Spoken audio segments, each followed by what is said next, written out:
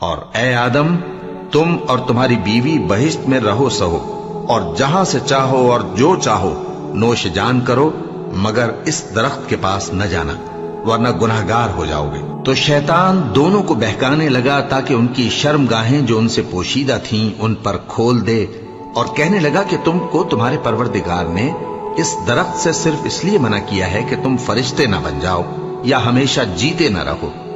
اور ان سے قسم کھا کر کہا کہ میں تو تمہارا خیر خواہ ہوں۔ غرض مردود نے دھوکہ دے کر ان کو معصیت کی طرف کھینچ ہی لیا۔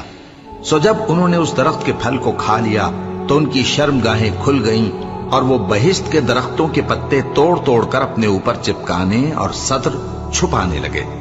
اور ان کے پروردگار نے ان کو پکارا کہ کیا میں نے تم کو اس درخت کے پاس جانے سے منع نہیں کیا تھا اور جتا نہیں دیا تھا کہ شیطان تمہارا کھلم کھلا دشمن ہے؟ دونوں عرض کرنے لگے کہ پروردگار، ہم نے اپنی جانوں پر ظلم کیا، اور اگر تو ہمیں نہیں بخشے گا اور ہم پر رحم نہیں کرے گا تو ہم تباہ ہو جائیں گے۔ فرمایا، تم سب بہشت سے اتر جاؤ، اب سے تم ایک دوسرے کے دشمن ہو، اور تمہارے لیے ایک وقت خاص تک زمین میں ٹھکانا اور زندگی کا سامان کر دیا گیا ہے۔ فرمایا کہ اسی میں تمہارا جینا ہوگا اور اسی میں مرنا، اور اسی میں سے قیامت کو زندہ کر کے نکالے جاؤ گے۔ اے بنی آدم، ہم نے تم پر پوشاک اتاری کہ تمہاری شرمگاہوں کو چھپائے اور تمہارے بدن کو زینت دے، اور جو پرہیزگاری کا لباس ہے وہ سب سے اچھا ہے۔ یہ اللہ کی نشانیاں ہیں تاکہ لوگ نصیحت حاصل کریں۔ اے بنی آدم، دیکھنا کہیں شیطان تمہیں بہکا نہ دے، جس طرح تمہارے ماں باپ کو بہکا کر بہشت سے نکلوا دیا اور ان سے ان کے کپڑے اتروا دیے تاکہ ان کے سطر ان کو کھول کر دکھا دے۔ وہ اور اس کے بھائی بند تم کو ایسی جگہ سے دیکھتے رہتی ہیں جہاں سے تم ان کو نہیں دیکھ سکتے۔ ہم نے شیطانوں کو انہی لوگوں کا رفیق بنایا ہے جو ایمان نہیں رکھتے، اور یہ لوگ جب کوئی بے حیائی کا کام کرتے ہیں تو کہتے ہیں کہ ہم نے اپنے بزرگوں کو اسی طرح کرتے دیکھا ہے، اور اللہ نے بھی ہم کو یہی حکم دیا ہے۔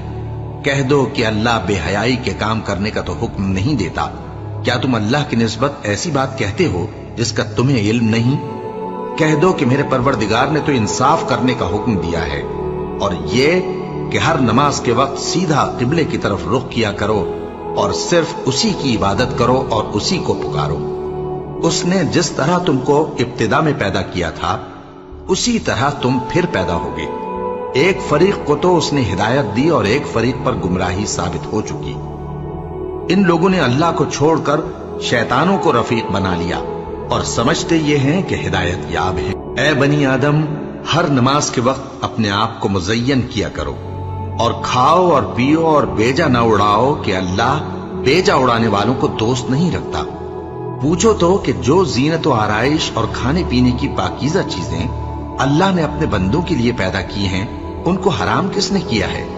کہہ دو کہ یہ چیزیں دنیا کی زندگی میں بھی ایمان والوں کے لیے ہیں اور قیامت کے دن صرف انہی کا حصہ ہوں گی۔ اسی طرح اللہ اپنی آیتیں سمجھنے والوں کے لیے کھول کھول کر بیان فرماتا ہے۔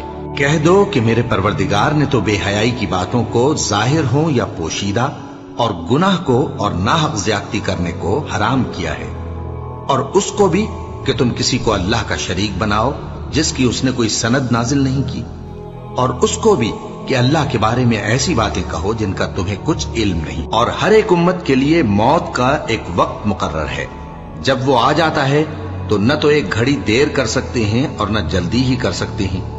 اے بنی آدم، ہم تم کو یہ نصیحت ہمیشہ کرتے رہے ہیں کہ جب ہمارے پیغمبر تمہارے پاس آیا کریں اور ہماری آیتیں تم کو سنایا کریں تو ان پر ایمان لایا کرو، کہ اب جو شخص ان پر ایمان لا کر اللہ سے ڈرتا رہے گا اور اپنی حالت درست رکھے گا تو ایسے لوگوں کو نہ کچھ خوف ہوگا اور نہ وہ غمناک ہوں گے۔ اور جنہوں نے ہماری آیتوں کو جھٹلایا اور ان سے سرتابی کی وہی دوزخی ہیں کہ ہمیشہ اس میں جلتے رہیں گے۔ بس اس سے زیادہ ظالم کون جو اللہ پر جھوٹ باندھے یا اس کی آیتوں کو جھٹلائے؟ ان کو ان کے نصیب کا لکھا ملتا ہی رہے گا، یہاں تک کہ جب ان کے پاس ہمارے بھیجے ہوئے فرشتے جان نکالنے آئیں گے تو کہیں گے کہ جن کو تم اللہ کے سوا پکارا کرتے تھے وہ اب کہاں ہیں؟